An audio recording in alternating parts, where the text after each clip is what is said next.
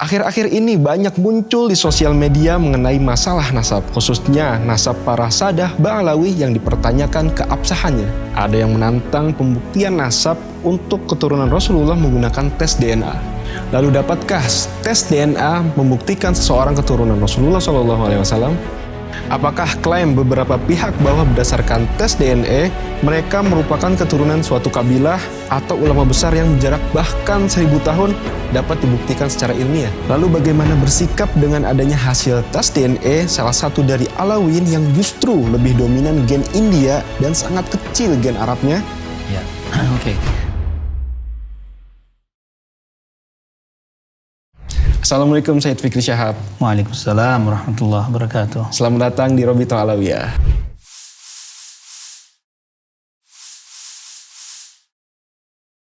Akhir-akhir ini banyak muncul di sosial media mengenai masalah nasab, khususnya nasab para Sadah Ba'alawi yang dipertanyakan keabsahannya, yang diawali oleh sebuah artikel di internet yang mempertanyakan ketersambungan nasab Ba'alawi sampai ke Rasulullah SAW.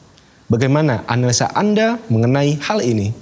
Jadi memang ini adalah topik yang kelihatannya cukup tren akhir-akhir ini dan menarik perhatian banyak orang ya, khususnya di sosial media. Tapi mungkin pertama kali yang perlu kita ketahui dan kita setujui dulu, sepakati dulu bahwa mengenai masalah nasab ini sendiri, metode apa yang harus digunakan. Metode baku yang disepakati oleh para ahli nasab, oleh para ilmuwan dan sejarawan untuk mengithbat atau menetapkan nasab tersebut. Sepakat semua ulama dalam mazhab apapun juga, Maliki, Hanafi, Hambali, Syafi'i, semuanya bahkan di mazhab yang di luar mazhab ahli sunnah pun juga menyepakati metode ini, yaitu metode yang terutama dan paling utama adalah syuhrah wal istifadah, yang artinya keterkenalan, dikenalnya, dan istifadah itu tersebar di daerah tersebut. Nah, ini metode yang disepakati oleh semua ulama. Nah, dalam hal ini kita lihat nasab Bani Alawi sudah syuhrah dan istifadah sudah dikenal semenjak zaman dahulu dan juga tersebar informasinya bukan hanya di tempat tersebut, bahkan requirement atau syaratnya itu hanya di tempat tersebut pun juga sudah cukup, tapi Sadah Bani Alawi dikenal di berbagai tempat, jadi sudah memenuhi syarat syuhrah dan istifadah. Nah, kemudian beberapa hal lain yang menunjang itu adalah tentu catatan, itu berupa buku, bisa yang matbu, artinya yang dicetak, yang bisa kita akses sekarang ini, atau kita bisa lihat sebelumnya catatan tersebut yang dicetak, atau yang makhtut. Yang makhtut itu yang ditulis, makhtutat itu ditulis, itu manuskrip. Kemudian juga perlu dilihat juga aspek-aspek yang lain, jadi harus komprehensif untuk menunjang itsbat nasab tersebut. Misalnya sejarah dan arkeologi, ya, itu juga kita lihat riwayat-riwayat mengenai orang tersebut. Nah, kalau kita lihat misalkan Sadah Bani Alawi dari Al-Imam Ahmad bin Isa Al-Muhajir yang hijrah dari Basrah ke Hadramaut, itu sejarahnya lengkap, nama-namanya ada dan orangnya ada, makamnya juga ada. Dari sisi aspek antropologinya juga, keadaan sosial, kita lihat di zaman itu ya, di abad ke-4, ke-5 ya, itu untuk orang mengaku-ngaku misalkan sebagai anak seseorang itu akan sulit sekali. Berbeda dengan kondisi kita mungkin di zaman 21 atau di abad atau mungkin di Eropa atau di Amerika, di Hadramaut pada saat itu di abad ke-4, abad ke-5 itu sangat kehidupan yang sangat tribal atau kehidupan yang sangat ketat dengan kesukuannya, sehingga tidak mudah orang untuk mengaku-ngaku tiba-tiba saya ini adalah anak si A gitu, dan tiba-tiba itu diterima. Ada faktor lain juga yang kita lihat, faktor-faktor sosial juga perlu dipertimbangkan, siapa yang mengklaim nasab ini.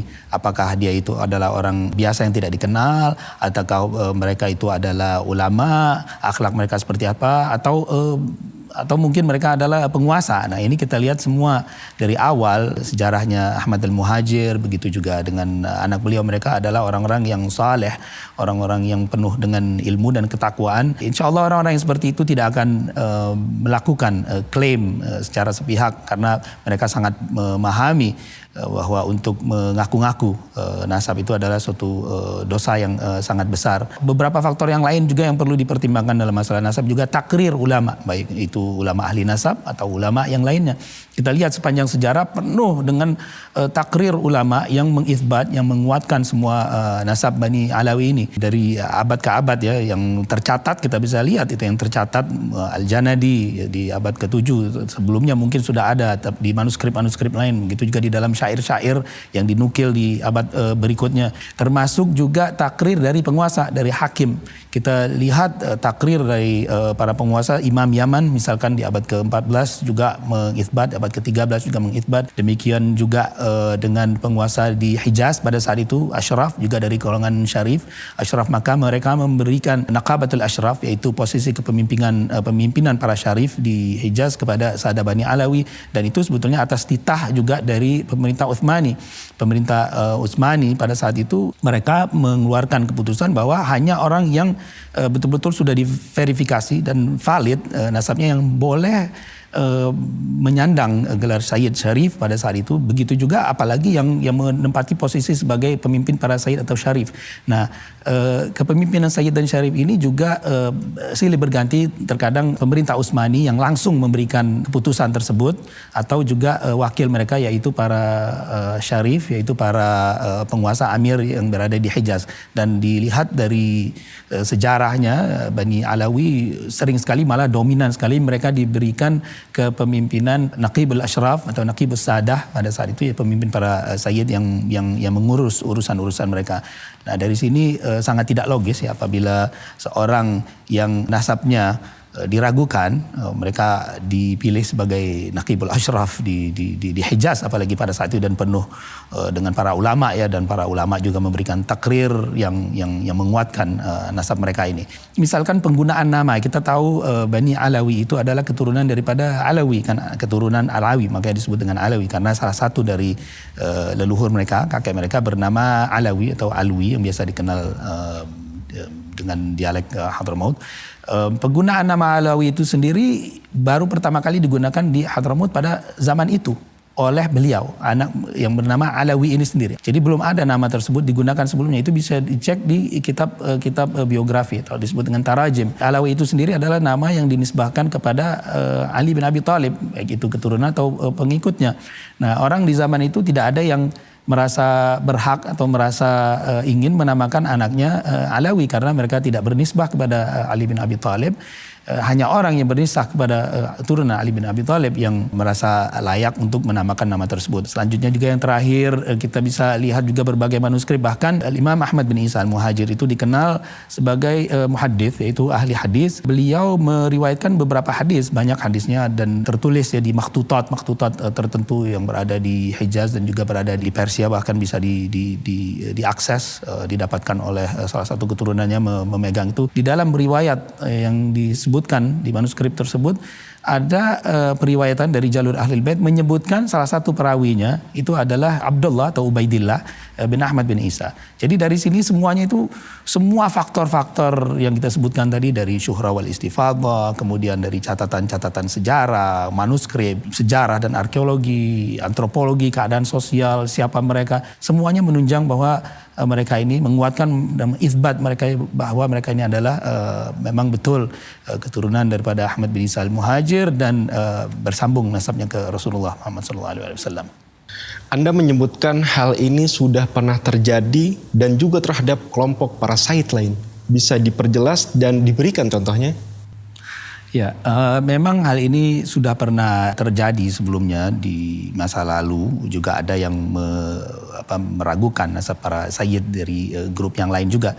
Cuma memang kita lihat di saat ini banyak di-amplify atau diperkuat oleh medsos ya, di internet, di era internet ini. Dulu kan belum ada. Ya, hal ini memang bukan hal yang baru. Kita bisa lihat bahkan nasab para sadah, kelompok sadah yang sudah sangat terkenal sekalipun juga di-challenge atau ditantang. Ada juga yang tidak percaya dengan hanya mengandalkan satu dua tulisan gitu. Jadi mereka menggunakan logika-logika saja, mereka mencoba menegasi nasab-nasab yang sudah masyhur. Misalnya bahkan nasab Qatadat itu, Al-Qatadat itu para asyraf Mekah, para penguasa-penguasa Mekah zaman dahulu dan Madinah juga. Itu mereka adalah para amir-amir di Mekah dan Madinah sampai ratusan tahun ya. Mereka bahkan nasabnya dianggap mutawatir, disebutkan oleh Ibnul Katsir, oleh Ibnul Athir. Itu pun juga ada yang meragukan, dianggap mereka ini datang menisbahkan diri karena mereka menjadi penguasa pada saat itu, menisbahkan diri kepada keturunan Rasulullah, menisbahkan diri kepada Sayyidina Al-Hasan bin Ali.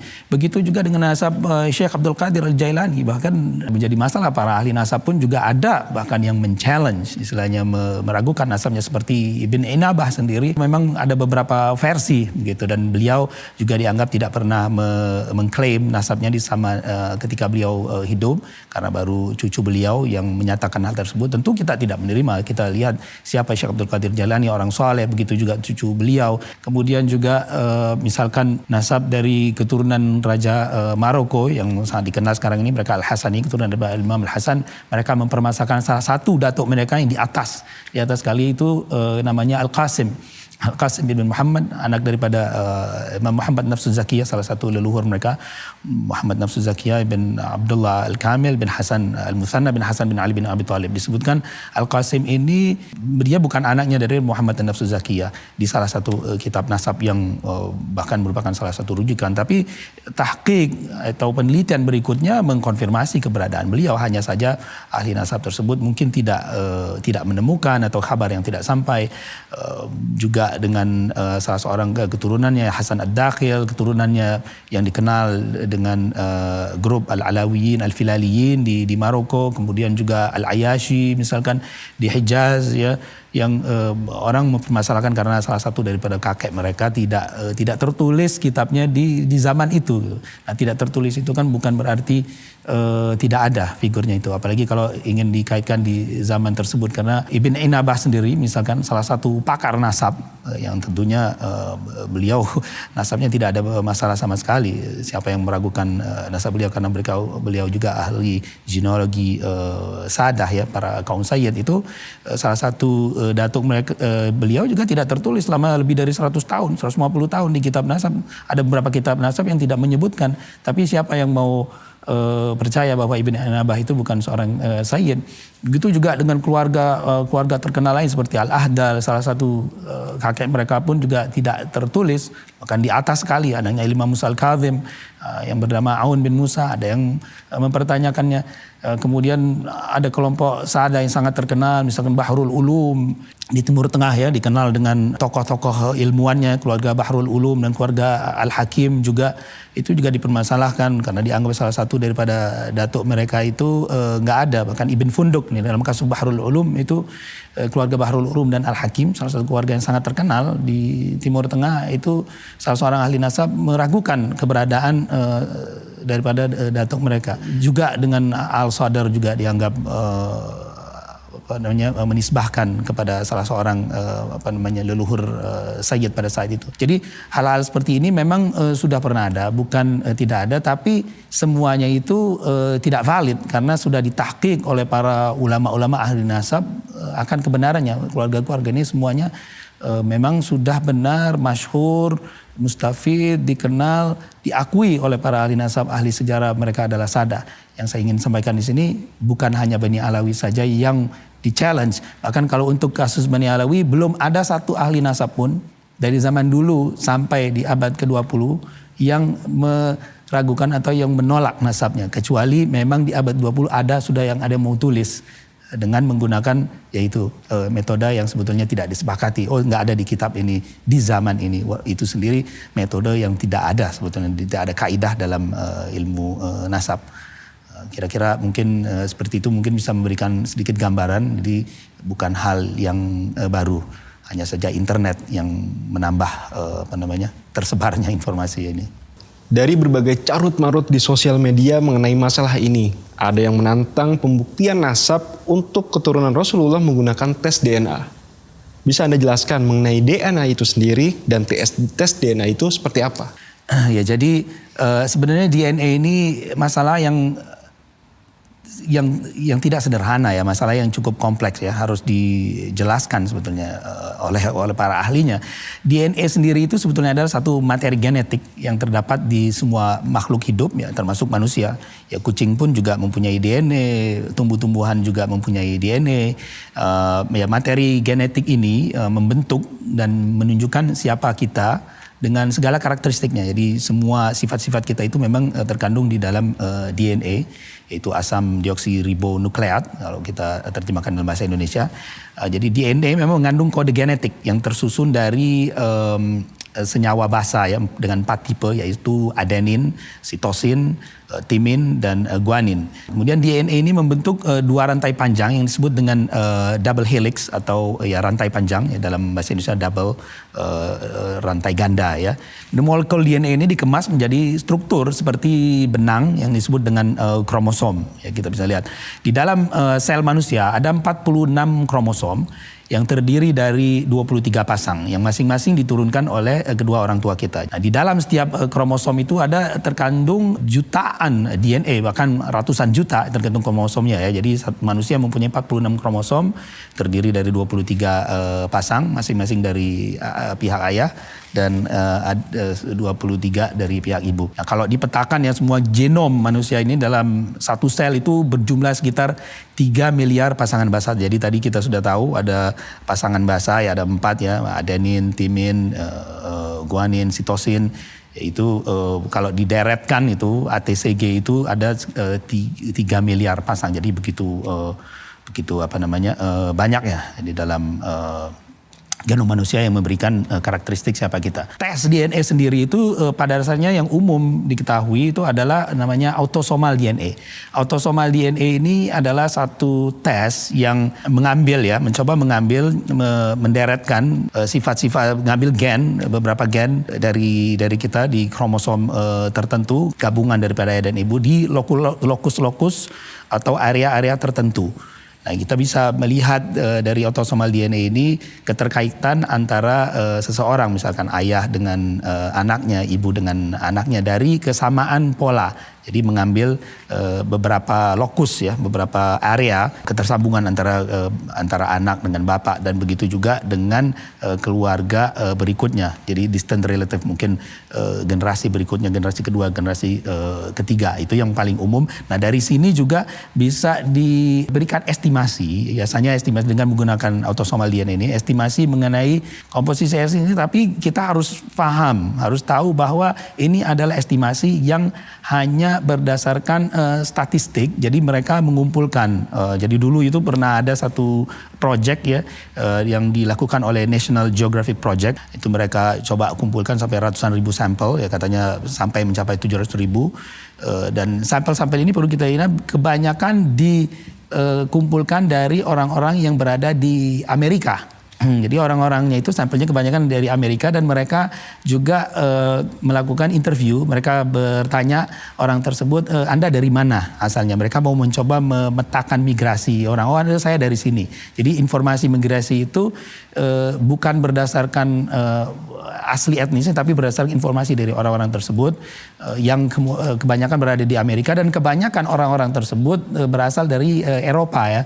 Jadi komposisi dari tempat-tempat yang lain seperti Asia atau Timur Tengah atau Afrika itu tidak banyak ya. Tujuannya memang untuk sequence, untuk membaca DNA, sehingga yang ada pada saat itu database-nya yang lebih banyak berdasarkan referensi. Mereka akhirnya membuat referensi. Oh, jadi kalau lokasi-lokasi tadi kan banyak sekali ya, 3 miliar pasang. Mereka hanya melihat lokasi-lokasi tertentu saja untuk mengestimasi. Oh, ternyata lokasi-lokasi deret ini dengan pola seperti ini, ATCG tadi, pengulangan-pengulangannya itu banyak ada di orang-orang, misalkan orang yang berada di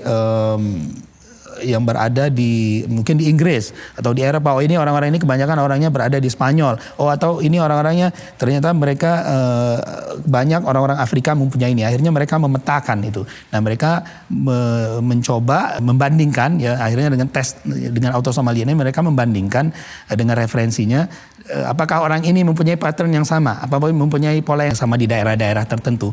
Itu sebetulnya tidak berarti 100% bahwa orang tersebut adalah berasal dari etnis tersebut ya. Cuma kebetulan mungkin di etnis tertentu pola ini dominan sehingga mereka bandingkan orang ini mempunyai sharing deret DNA di daerah-daerah sini. Dan kebetulan deret DNA tadi yang ATCG tersebut itu banyak dan dominan dimiliki oleh orang-orang yang berada di daerah tertentu. Nah itu akhirnya mereka coba kerucutkan. Jadi itu sangat tergantung dengan database-nya. Dan database itu memang dari waktu ke waktu diperbaiki ya. Mereka perusahaan-perusahaan DNA itu mereka mencoba menambah atau mengumpulkan data-data atau sampel-sampel baru. Dan mencoba juga menginterview, ini daerah ini kita udah dapat lagi dan mereka coba bandingkan ya. Nah, tapi sama sekali itu tidak menunjukkan kepastian. Apalagi untuk generasi-generasi sebelumnya itu autosomal DNA sendiri kita bisa lihat di berbagai situs tes DNA hanya bisa mengestimasi sekitar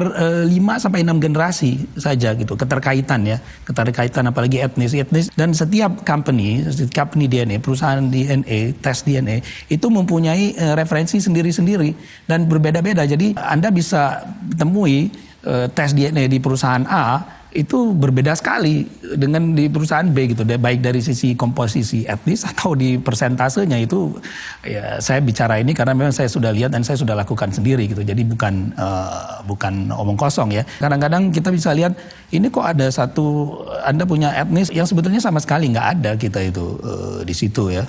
Itu jadi kadang-kadang memang tergantung oleh database-nya sendiri dan kita tahu bahwa manusia ini percampuran dari semua etnis, semua ras, nggak ada manusia yang asli kecuali mungkin itu manusia yang di goa hidupnya sampai berabad-abad dan mereka hanya bercampur satu sama yang lain gitu dan itu hampir tidak ada di muka bumi ini. Nah kemudian ada tes lagi yang namanya Y-DNA. Nah, Y-DNA ini adalah tes yang hanya memfokuskan di kromosom Y, kromosom Y. Nah, kromosom Y ini hanya diturunkan dari bapak. Dari kromosom Y ini kita bisa melihat pattern, kira-kira polanya. Secara teori dia tidak berubah secara teori, tapi kenyataannya kita akan lihat bahwa kromosom Y ini juga dipengaruhi faktor-faktor yang lain. Banyak para saintis menjelaskan ya dengan berbagai macam penemuan-penemuan mereka bahwa terjadi mutasi genetik di kromosom Y tersebut.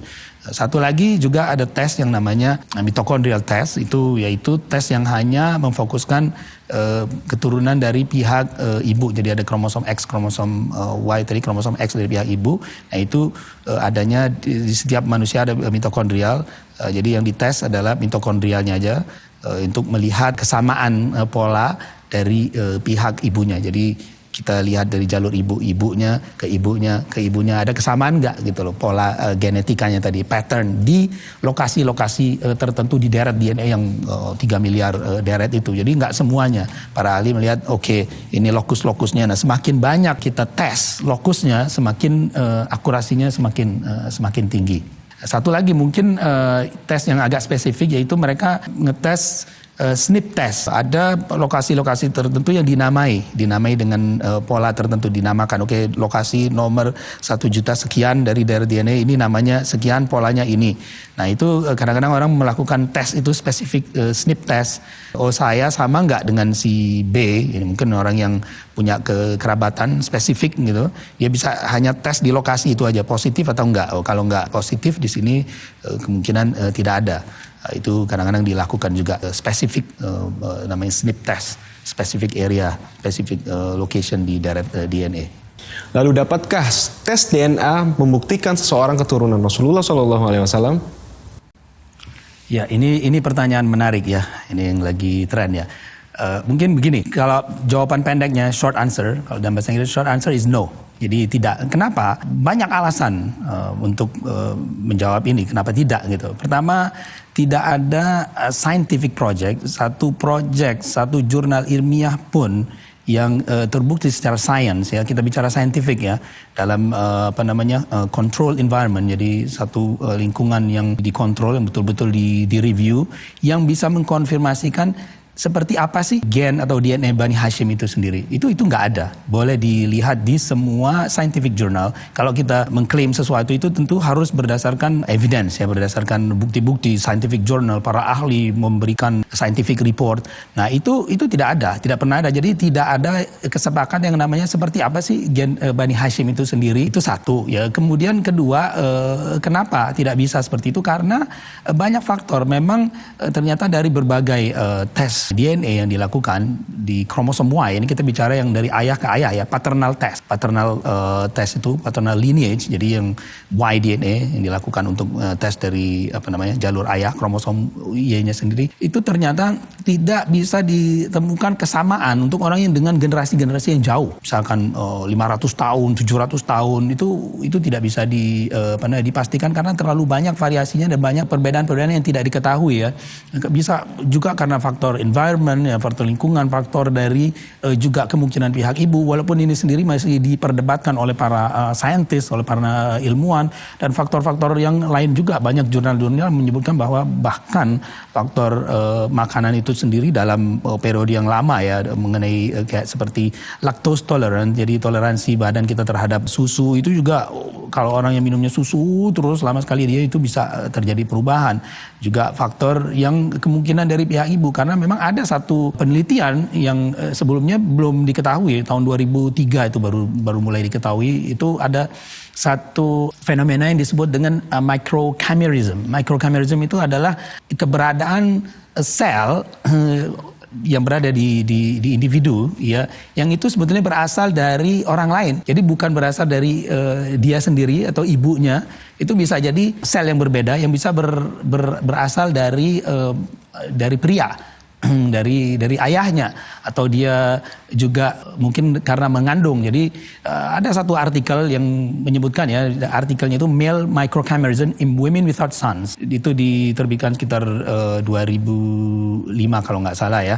Nah, itu dari artikel jurnal ilmiah. Ini kita nggak bicara apa yang beredar di internet. Ini jurnal ilmiah. Jadi ternyata wanita itu terkadang mereka ada faktor luar ya, itu unrecognized. Dia bilang unrecognized factors. Kadang-kadang mungkin juga karena faktor aborsi ya, itu juga ada faktor dari pihak ayah, pihak suaminya itu berkontribusi gitu di dalam genetik wanita itu sendiri. Jadi anaknya perempuan tapi ternyata ada kontribusi genetik kromosom Y-nya. Begitu juga dari kehamilan sebelumnya, atau juga yang ditransfer oleh saudaranya sebelumnya. Bahkan ada yang juga mempunyai teori hubungan dari suami istri juga. Itu semuanya akhirnya mempengaruhi perubahan genetik tersebut gitu. Dan hal ini juga bisa terjadi untuk orang laki-laki, tidak hanya perempuan saja. Hal ini mungkin saja terjadi, dan memang dilihat dari berbagai data-data ternyata tidak adanya kesamaan. Nah, untuk mendukung teori ini, sebetulnya gini, kita bisa lihat dari sisi penelitian sendiri. Memang para peneliti itu mencoba, bisa nggak sih kira-kira untuk mendeteksi Y chromosome ya, penurunan Y chromosome ini untuk masyarakat tertentu. Mereka mau mencoba mencek ancestry, jadi keturunan.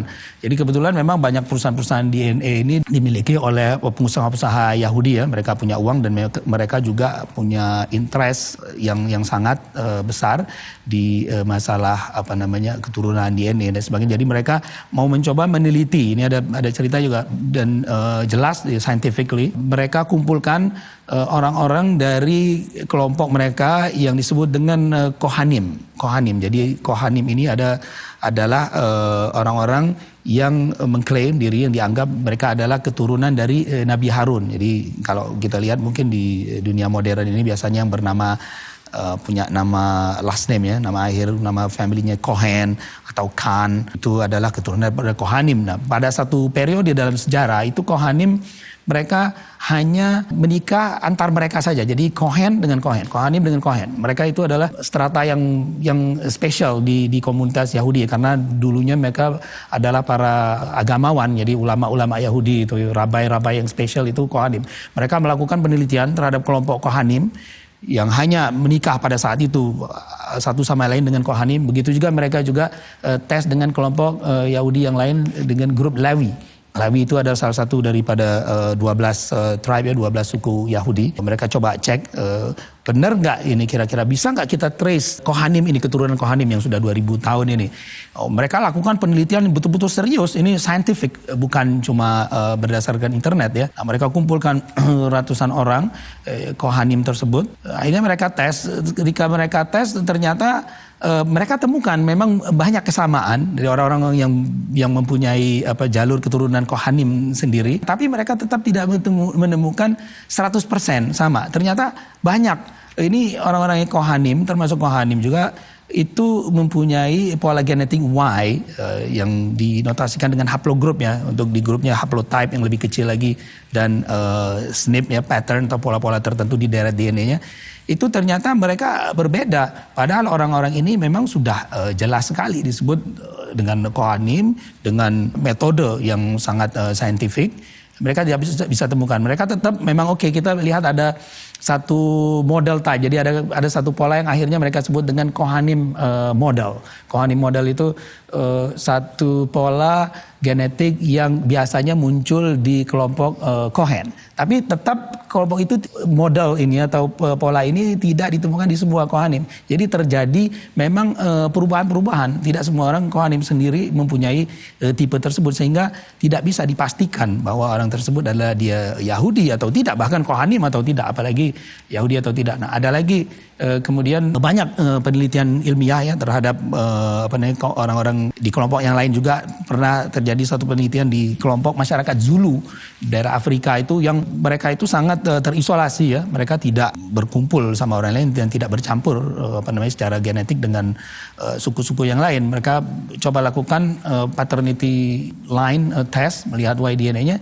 Ternyata tidak juga seragam 100% untuk generasi yang sangat jauh ya. Kita nggak bicara dengan 5 generasi, 6 generasi, kita bicara ratusan tahun ini. Ini generasi yang sangat jauh. Ternyata terjadi variasi-variasi juga. Kemudian mereka coba lakukan juga di masyarakat Viking. Hal yang sama mereka temui juga. Tidak ada coherence, tidak ada 100% secara statistik yang bisa memastikan, oh ini orang ini betul, exactly 700 tahun lalu, 1000 tahun yang lalu adalah keturunan Sia. Zaman Rasulullah 1500 tahun yang lalu, lebih jauh lagi. Yang pernah ada juga sempat dilakukan itu di masyarakat Islandia dengan sekelompok masyarakat tertentu yang sangat tertutup juga. Itu mereka akhirnya dapat itu up to 500 years, sampai sekitar 500 tahun lalu. Tapi terbatas juga ketika mereka extend lagi ke grup yang lain, itu sudah terjadi perbedaan-perbedaan dan tidak match.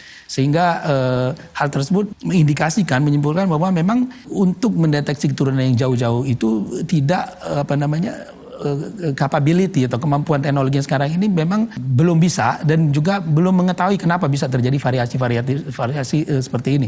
Tadi juga kita sudah sebutkan bahwa ada microchimerism, jadi satu faktor luar, faktor dari pihak ibu yang bisa jadi juga mempengaruhi terbentuknya meiosis, yaitu ketika sperma terbentuk ya.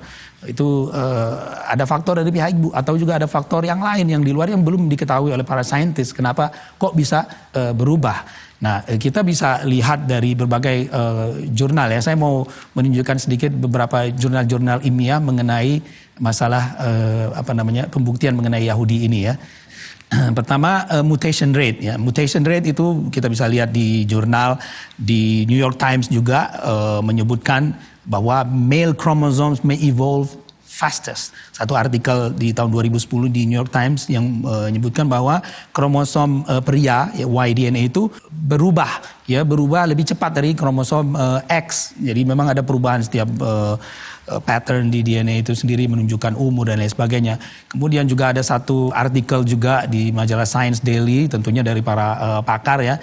Mereka juga menyimpulkan bahwa kita ini sebetulnya bermutasi. Ada konversi ya, satu artikel yang dipublish ya oleh American Journal of Human Genetics di tahun 2009, itu disebutkan ada gene conversion between the X chromosome and the male specific region of Y chromosome at certain location. Jadi ada perubahan antara X chromosome dan region tertentu di male specific chromosome. Jadi region genetik pria itu bisa terjadi perubahan. Itu ada jurnal ilmiahnya.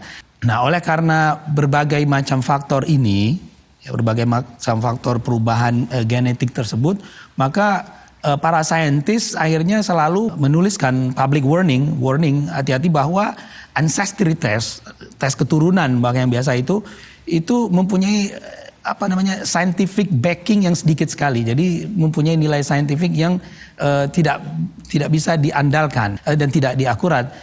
Bahkan mereka sebagian menyebutkan itu sebagai genetik astrologi. Yang terjadi sekarang ini adalah di dunia bisnis, karena mereka melihat memang genetic ancestry ethnicity test ini sangat laku ya. Jadi perusahaan-perusahaan DNA itu mereka banyak mengiklankan gitu loh ancestry testing dan memberikan impresi seakan-akan inilah tes yang bisa memastikan Anda adalah keturunan si A, si B untuk generasi-generasi yang jauh. Tentunya itu tidak betul gitu. Ada satu orang profesor dari University College of London, itu Profesor David Balding, dan juga Profesor Mark Thomas di situ bahkan beliau memberikan warning di public statement bahwa menurut dia ya, ini statement yang mereka katakan adalah you cannot look at DNA and read it like a book or a map of journey without supporting historical evidence. Anda tidak boleh dan tidak bisa melihat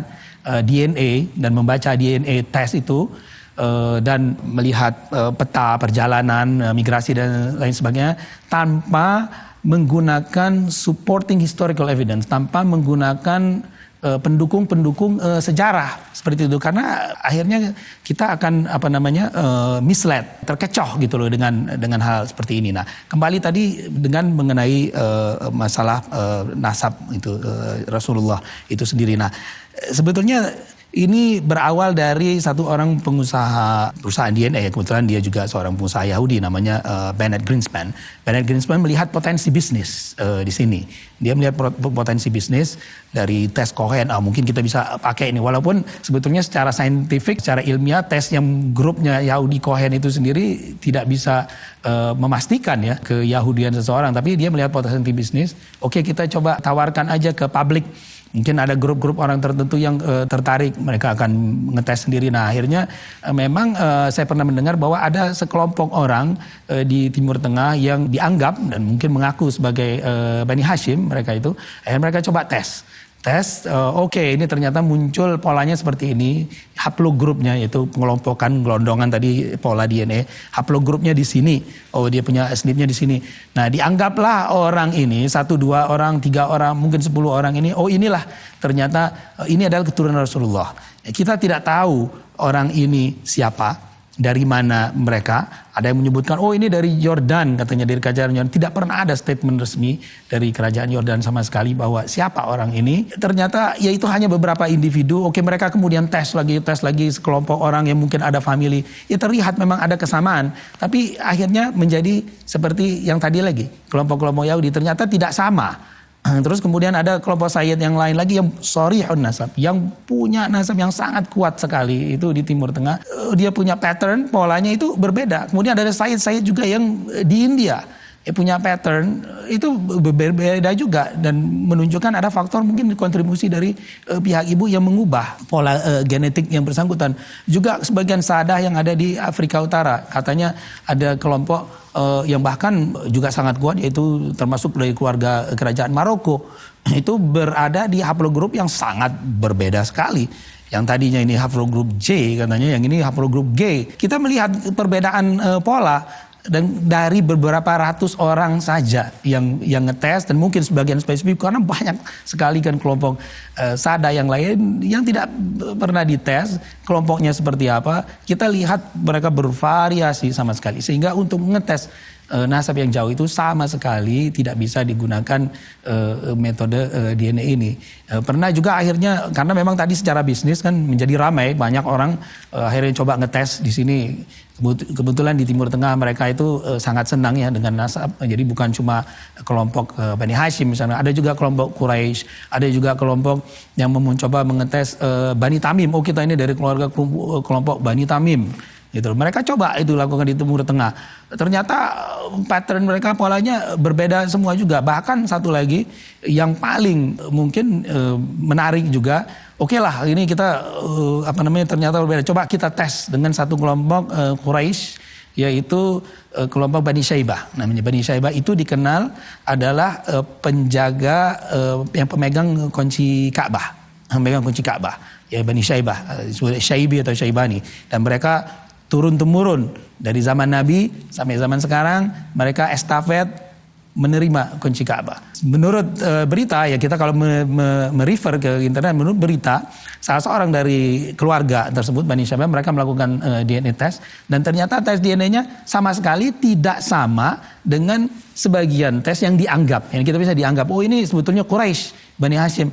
Lah bagaimana mungkin orang yang secara historical, secara sejarah mereka Sadanatul Ka'bah, disebut pemegang kunci Ka'bah, yang sudah pasti nasabnya jelas Quraisy berbeda dengan sekelompok orang yang lain gitu. Bahkan kalau kita bicara haplogroup itu beda sekali. Wah ini kok ribuan tahun beda.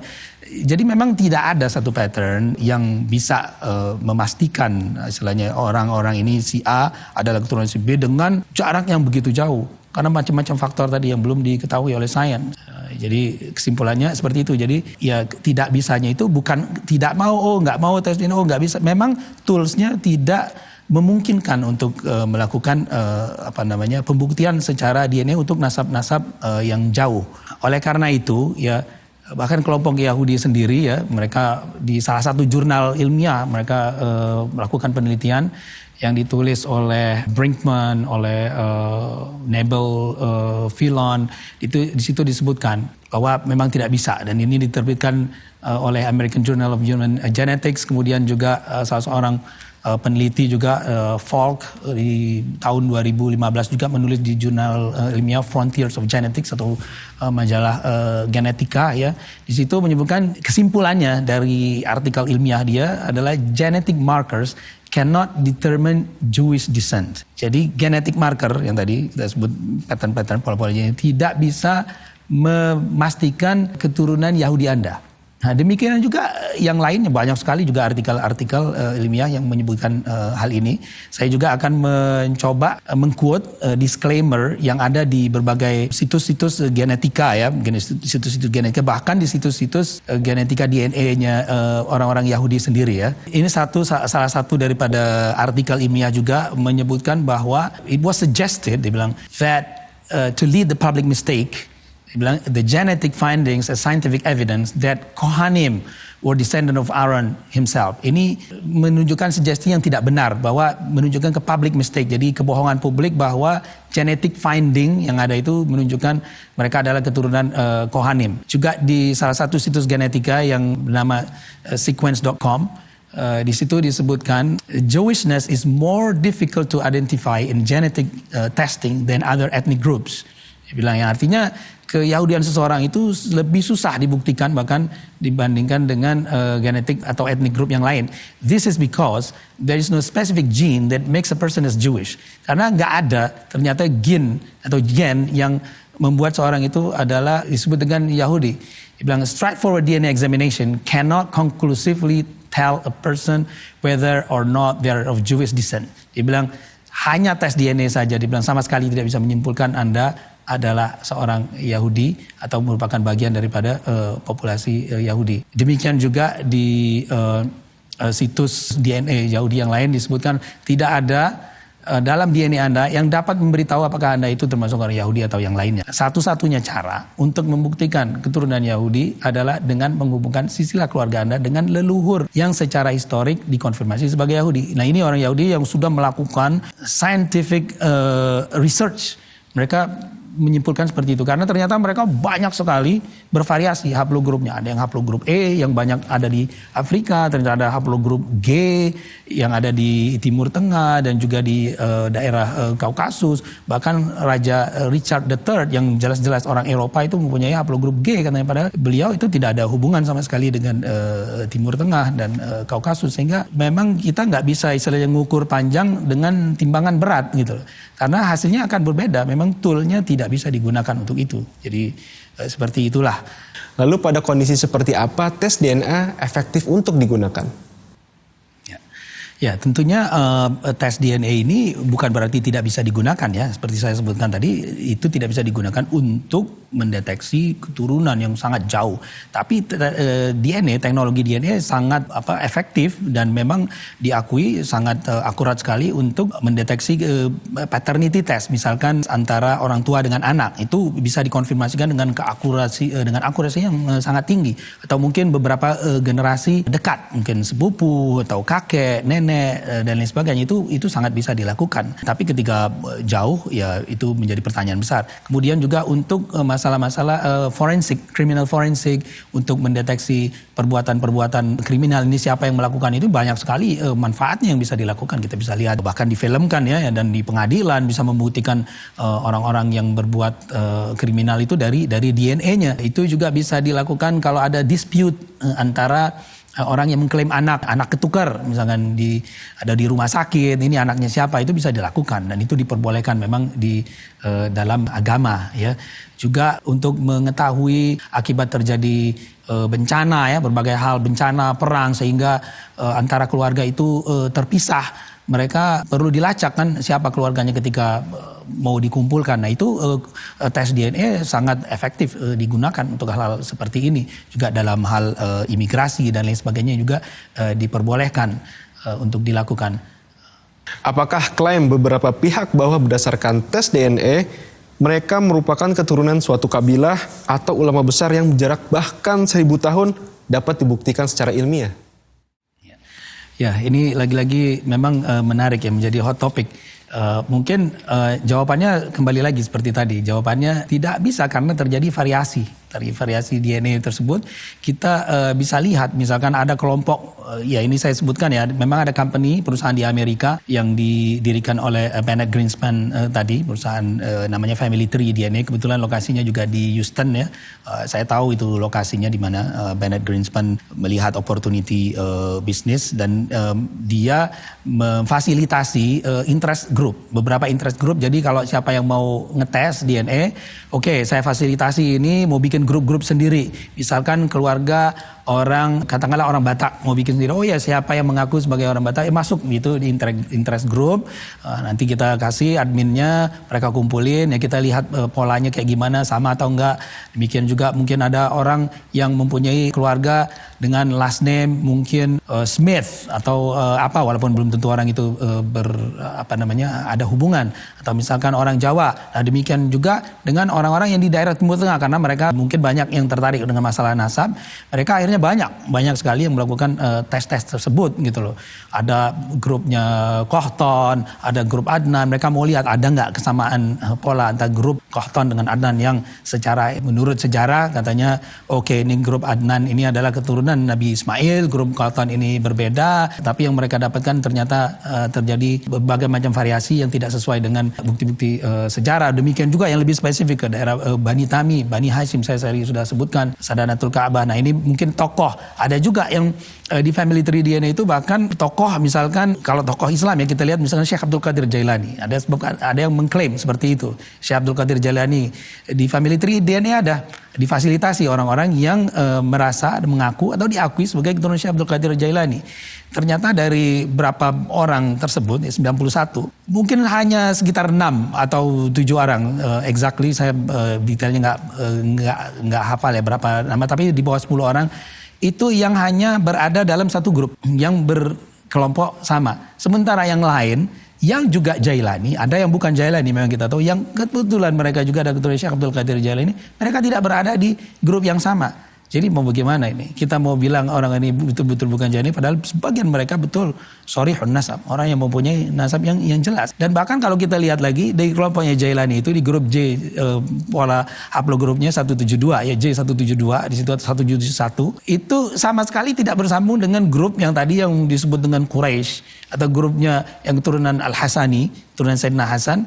Lah ini mau bagaimana? Kita bilang yang grupnya Jailani bukan yang keturunan Sayyidina Hasan karena tidak match. Kita tidak mau begitu karena ini seperti tadi, kembali lagi kita mau mengukur panjang dengan timbangan yang keluarnya berat gitu. Yang ada di masyarakat sekarang ini itu di sosial media. Sosial media itu memang mengeluarkan ya itulah memang ada sebagian di drive oleh faktor-faktor bisnis perusahaan-perusahaan genetik itu ya mereka melihat ini opportunity dan ini akhirnya menimbulkan sebetulnya kekacauan dan ini sebetulnya sudah terjadi di Timur Tengah ya. Mungkin di Indonesia kita nggak terlalu banyak yang fokus atau tertarik dengan masalah tes DNA ini, tapi di Timur Tengah dalam belasan tahun terakhir ini terjadi kekacauan.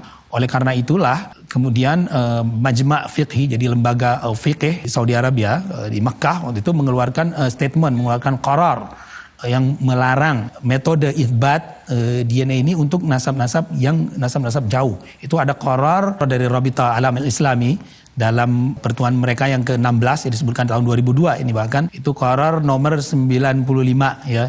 Itu yang terkait mengenai tes DNA. Ini saya bacakan saja qorarnya, ada 4 qarar ya. Di sini yang menarik adalah qarar nomor 3 dan nomor 4. Ya disebutkan ya thalithan, yaitu yang ketiga, dibilang qarar ketiga adalah la yajuzu syar'an al-i'timadu 'ala al-basma al-warathiyah fi nafyin nasab wa la yajuzu taqdimuha 'ala al-li'an. Tidak diperbolehkan secara syariat untuk mengandalkan tes DNA untuk menafikan nasab, untuk menolak nasab, dan bahkan tidak diperbolehkan metode tersebut sebagai syarat utama untuk li'an. Kemudian ini yang lebih menarik lagi, qarar nomor 4. Ini yang sangat penting sekali.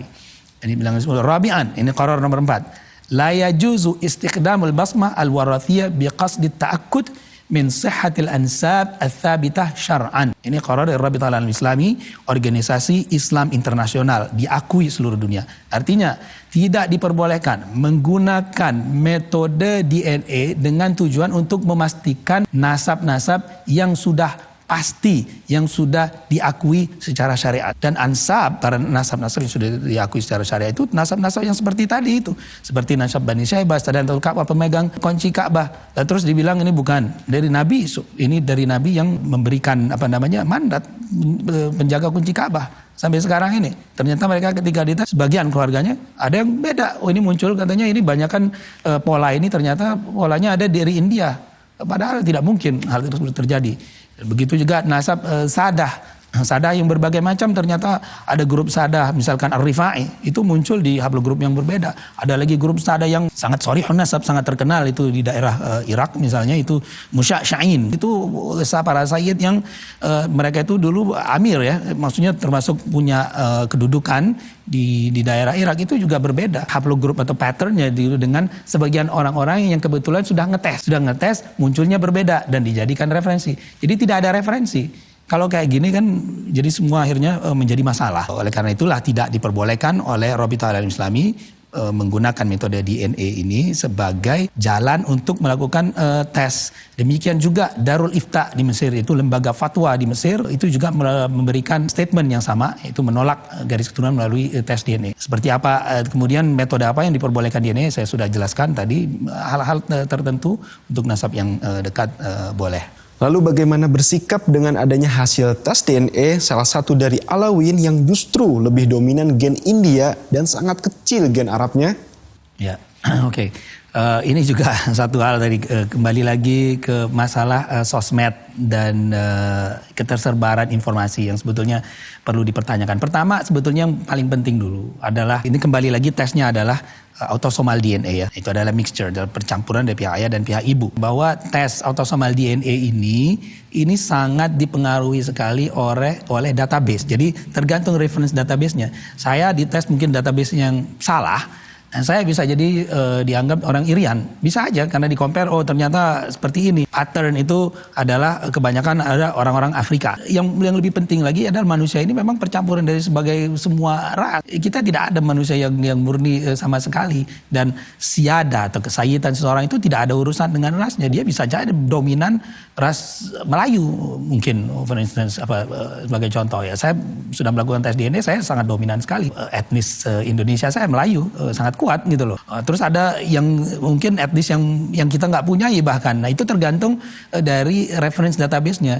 Nah untuk tes-tes seperti itu kita tidak tahu reference database mereka itu seperti apa, satu. Kedua tadi kan memang manusia itu kumpulan dari berbagai ras dan tidak ada hubungan sama sekali dengan kesayidan atau tidak. Oke, ada gen Arabnya atau Timur Tengahnya atau banyak atau tidak. Kita bisa tes para sayyid sadah yang ada di India, mungkin mereka akan dominan gen Indianya, atau yang di Afrika akan dominan gen Indianya, karena sudah terjadi berbagai percampuran. Di samping reference database yang sangat-sangat dipertanyakan tadi ya, itu sebetulnya sangat dipertanyakan keakuratan. Kalau dia bisa tes juga di perusahaan yang lain, mungkin di Amerika, itu yang bersangkutan pasti akan melihat hasil yang berbeda. Saya sendiri pun nggak tahu apakah hasil itu benar atau tidak. Tapi secara konsep itu tadi, siada itu tidak tergantung ras, dan juga akurasi masalah soal tes etnisitas dan lain sebagainya itu juga hanya terbatas dengan 5 sampai 6 generasi saja. Kalau di belakang-belakangnya sudah nggak tahu. Sementara di belakang 6 generasi ke belakang kita bisa berasal dari segala macam kelompok manusia. Rata-rata Alawiyyin saat ini merupakan keturunan ke-38 sampai ke-44. Secara kalkulasi matematis, hal ini dianggap tidak ilmiah. Bagaimana tanggapan Anda terhadap hal ini? Ya, ini juga yang saya sempat lihat juga, mungkin ada di sosial media juga ya, yang mempertanyakan mengenai hitungan ya, keturunan kesekian-sekian. Pertama, masalah soal jumlah keturunan keberapa, generasi keberapa, itu bukan hitungan matematik. Nggak bisa kita hitung dengan matematik. Karena setiap orang itu mempunyai keturunan, mempunyai anak, itu berbeda-beda di usia berapa. Ada yang punya anak di usia 30. Oke, punya anak yang pertama. Anak yang pertamanya kemudian mungkin kawinnya lambat. Atau anak yang pertama beberapa generasi akhirnya tidak berketurunan laki-laki. Stop. Kemudian yang berketurunan ternyata ada keturunannya, anak yang laki-lakinya mungkin anak yang paling kecil. Mungkin anaknya perempuan misalnya yang pertama. Kemudian anak laki-lakinya itu yang paling kecil sehingga dia punya anak di usia 40, 50. Dan baru berketurunan yang berikutnya juga itu bisa terjadi variasi yang berbeda-beda. Jadi tidak bisa dihitung secara matematis sama sekali. Dan hal ini kita lihat ya. Jadi begini, kita melihat kebetulan contohnya adalah keturunan dari Sadah Bani Alawi. Mereka rata-rata di range 38 sampai 44, 45. Nah, kita lihat juga para sayyid yang dianggap sudah pasti ya, sudah pasti di tempat yang lain diakui mutawatir, muktamad, orang-orang tertentu, misalkan kerajaan Jordan yang dianggap para sadah di situ Ashraf ya, Al-Hasani, itu kalau kita lihat, kita hitung juga dari yang sekarang mungkin Raja Abdullah itu ada nasabnya satu persatu sampai ke Rasulullah itu sekitar 40 atau 41, berada di range yang sama. Kemudian kita coba lagi, kita lihat di kerajaan Maroko sama-sama Al-Hasani juga dari jalur yang berbeda, itu juga ternyata range-nya juga sama, beliau di keturunan 41. Kita lihat lagi juga misalkan di salah seorang ulama besar juga di Libanon, itu Sayyid Jamil Al-Husaini. Kebetulan beliau itu dengan Sadah Bani Alawi, Sadah Alawiyyin itu bertemu di Isa An-Naqib ya. Jadi kita tahu bahwa Sadah Bani Alawi ini keturunan Ahmad Al-Muhajir. Ahmad Muhajir mempunyai saudara itu namanya Hasan bin Isa. Jadi bertemunya di Isa An-Naqib. Beliau juga seorang anggota dari Naqabah Ashraf di Libanon ya. Nasab beliau juga bersambung ke generasi ke-40. Jadi kalau kita menolak bahwa ini tidak ilmiah, it doesn't make sense, kata dalam istilah bahasa Inggris ini, nggak mungkin kita coba hitung-hitungan matematik, berarti kita membatalkan semua nasab-nasab para sayyid di dunia yang lain juga, di berbagai penjuru dunia. Jadi karena range-nya juga sekitar itu. Dan juga di kalangan Sadah Alawiyyin pun juga berbeda-beda kan, ada di generasi sekarang di kelompok tertentu karena mungkin mereka lebih cepat mempunyai anak, generasinya juga lebih banyak. Jadi kembali lagi ini bukan hitungan matematik dan ini juga sudah dikonfirmasikan, kita harus lakukan komparasi dengan para nasab yang lain. Ternyata lebih kurang juga sama. Sebagai seorang ilmuwan, bagaimana Anda memandang isu ini? Ya, saya mungkin melihat segala sesuatu itu mungkin ada hikmahnya ya. Kalau kita mau lihat sisi positifnya mungkin dari sisi keilmuan ya, yang tadinya mungkin orang nggak pernah tahu mengenai masalah nasab, akhirnya orang mungkin melihat-lihat lagi mengenai masalah nasab. Begitu juga orang mungkin misled atau terkecoh gitu mengenai tes DNA yang selalu beredar banyak di sosial media. Seperti apa sih sebetulnya? Nah, itu mudah-mudahan ya orang juga sedikit banyak mengetahui mengenai tes DNA seperti apa dan akurasinya. nasabnya, bagaimana dia digunakan. Mudah-mudahan itu ada manfaatnya, saya melihat itu. Di samping juga untuk Bani Alawi juga agar memperhatikan ya. Karena pertama begini, nasab ini adalah satu hal yang bukan dipilih. Itu bukan kita yang memilih, bukan kita yang mau. Itu adalah satu anugerah Allah. Allah memberikan orang siapapun. Saya tidak bisa memilih saya menjadi orang Jawa atau bernasab A atau bernasab B, anaknya si A, anaknya si B, lahir di mana, lahir di tempat yang lain, di tahun apa. Itu adalah ketetapan Allah. Jadi bukan suatu yang kasbi, bukan sesuatu hal yang bisa didapat. Jadi tidak ada gunanya untuk juga mengkapitalisasi nasab, untuk membanggakan nasab, itu tidak ada sama sekali. Saya menganjurkan menjaga nasabnya, jangan sama sekali mengkapitalisasi untuk tujuan-tujuan tertentu. Karena nasab itu, apalagi orang yang mempunyai nasab yang baik ya, khususnya orang yang bernisbah atau bernasabkan kepada Rasulullah, apalagi tentu nasab itu sebagai motivator untuk memotivasi dia mengikuti salafnya yang soleh, dijadikan contoh. Bukan malah nasab itu dikapitalisasi, dijadikan kebanggaan, karena tidak ada gunanya sama sekali. Anda tidak mendapatkan ini dari usaha Anda. Itu adalah pilihan yang sudah ditetapkan Allah. Jadi jangan digunakan itu sebagai hal yang untuk mendukung Anda. Juga diriwayatkan bahwa Sayyidina Ali bin Abi Thalib berkata bahwa man abta'a bihi amaluh lam yusri' bihi nasabuh. Orang yang amalnya jelek, amalnya buruk, nasabnya nggak akan membantu dia. Jadi nasab itu sebetulnya motivator untuk membuat kita semakin baik, mengikuti salaf kita. Kalau kita mempunyai salaf, orang leluhur yang baik, ikutilah leluhur kita jaga. Jangan sampai orang malah melihat kok nasabnya baik, kok mungkin yang bersangkutan mungkin tidak merepresentasikan nasab tersebut. Ya, di lain pihak juga yang namanya walaupun sada, sayyid dan lain sebagainya, orang bernasab baik itu mereka juga manusia. Semua bisa berbuat salah, tetapi saya juga menganjurkan jangan karena satu atau dua orang yang mungkin kita tidak cocok, akhirnya kita mengeneralisir semuanya, bahkan melakukan satu ta'an. Ta'an itu istilahnya menafikan nasab seseorang, bukan seseorang, bahkan satu kelompok besar, dan hal ini sangat berbahaya dan merupakan satu dosa yang bisa membawa mudarat bagi kita juga. Mudah-mudahan juga kita menjaga ya dari apa yang sudah kita dapatkan sekarang ini, kita jaga, khususnya para sadah. Saya juga ingin mungkin menambahkan sadah ini di berbagai penjuru dunia ya, di berbagai penjuru dunia, baik itu di Timur Tengah, Afrika, India, Asia Tenggara, termasuk juga di Indonesia.